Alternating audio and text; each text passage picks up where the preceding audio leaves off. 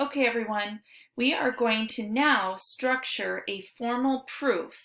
Think of it as like a lawyer is going to present this information to a jury to try and convince them that Miss Scarlett is guilty. Okay, so they have to somehow put all of the evidence together and all of the laws or rules together for the jury so it's easily understandable. Notice how we had kind of a mess in here, right? We had to clean it up to really figure out that it was Miss Scarlett. So we have to do the same thing for the jury, and we're going to lay it all out. Now I want everybody to write something down here at the bottom of your paper or at the top or somewhere, okay? I want you to write down that you always state your given facts. Always state given information or facts before applying the rules.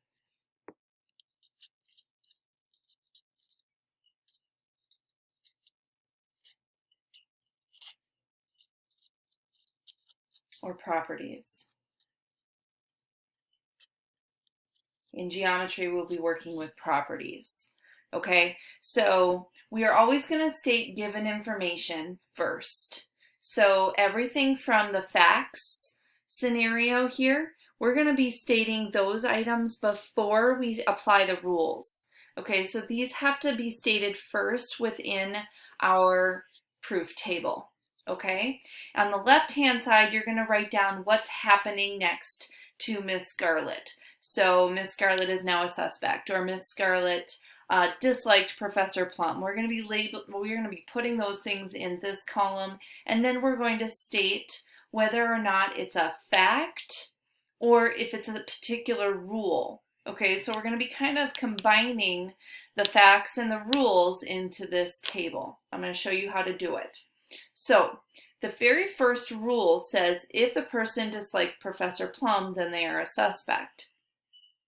Well, remember, first we have to state given facts. So I'm going to look for the fact in the scenario here that has to do with her not liking Professor Plum. And it's in here. It says, Miss Scarlett never liked Professor Plum. I'm going to put that in my proof. So I'm going to write that Miss Scarlett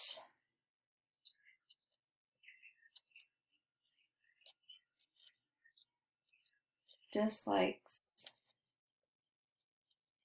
Professor Plum. And that is just a fact. That was given to us in our scenario. So this is a given statement of fact. Okay? So that's our reason why we can state it. It was given to us.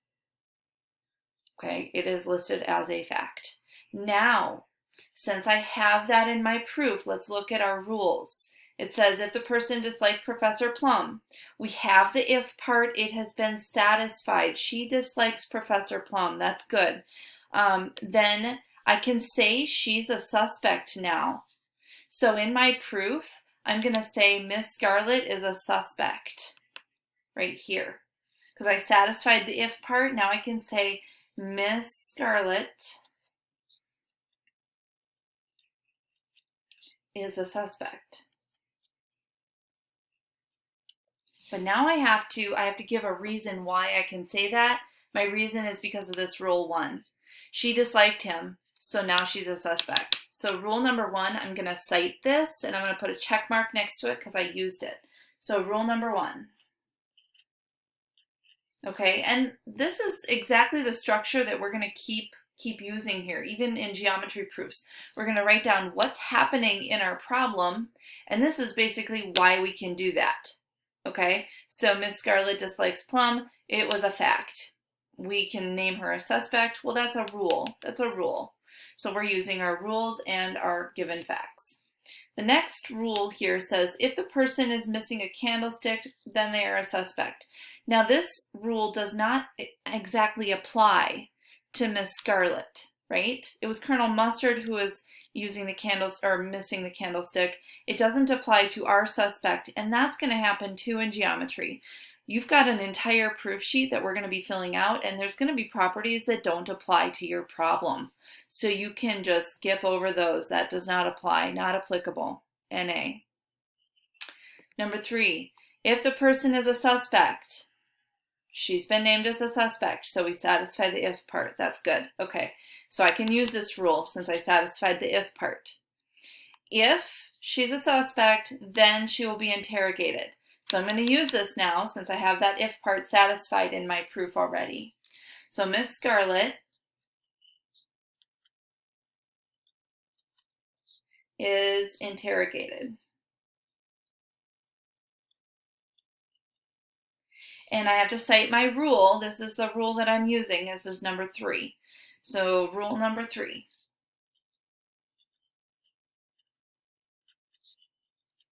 So there we go. I can say she's going to be interrogated because of rule number 3. Let's move on to rule number 4. If the person is interrogated, we've got that satisfied. She's been interrogated. And now we have to have this part as well. And they have an alibi, then they are cleared. Well, Miss Scarlett was never cleared. This doesn't apply to her. Not applicable. Okay, she doesn't have an alibi, right? This one says she does have an alibi. Okay. If the person is interrogated, okay, we satisfied that. She's already been interrogated. And she does not have an alibi. Then fingerprints and DNA are taken. We still need this part. And she doesn't have an alibi. So I need to say something about her not having an alibi because it said that up here in our given facts. So I'm going to look for that. Miss Scarlett does not have an alibi. So I'm going to put that in here. Miss Scarlett has no alibi. Okay? And this was a given statement of fact. We found it in our facts paragraph here. So this was given to us, or it is a fact. Right? Because that's where we got it from. It says Miss Scarlett has no alibi. It's in the facts paragraph. So we're going to use that as a fact, or it's given. Okay? Now this rule number 5, I want to point something out to you. Rule number 5 says these are the 2 items that you have to have. She has to be interrogated and she has to not have an alibi. Both of those things have to be satisfied. Now we have the interrogated piece is right here and the alibi piece. That's these 2 things put together. If we have both of those things in our proof, then she is going to be fingerprinted and DNA will be taken. So given these 2 things in the proof, then those 2 things together means that we can now say we are going to collect some items from her. So Miss Scarlett's fingerprinted and DNA is taken. So I'm going to call her Miss S for shorthand because I got quite a bit to write here. Is fingerprinted and DNA is taken. And DNA. Okay. So I'm using a rule to say this because I have the interrogated and no alibi, and that satisfied this if. Now I can say the then part, and the then part's going to go here, but rule 5, that's my reason. Okay? So I'm going to say rule number 5. Okay? So now let's move on to 6. If the person's DNA or fingerprints match those found on the crime scene, I don't have that in my proof yet. I need it because I want to be able to say she's charged with murder. That's the ultimate goal, is to say, hey, it's Miss Scarlett, she's the one who's being charged here. But I need one more thing in my proof. Let's go through our given information. We have that she disliked Professor Plum. That's in our proof. Right? Dislikes Plum. We have that she has no alibi. That was put in there. But we have nothing about her fingerprints. We know she's been fingerprinted, but we don't know if they match those on the crime scene. So let's look in our paragraph again. Let's see if we can find that. Miss Scarlett's Professor Plum's and Mrs. White's fingerprints were all found at the crime scene. So this last statement right here, Scarlett's fingerprints were found at the crime scene. That's given information. We're going to write that down here. So Miss Scarlett's fingerprints at the crime scene. And that was given information. I found that in my given information. So I'm going to write given, or it is a fact. We know that her fingerprints were found there. Now, can I use this rule is the question. So if the person's DNA or fingerprints match those found on the crime scene, then they are charged with murder.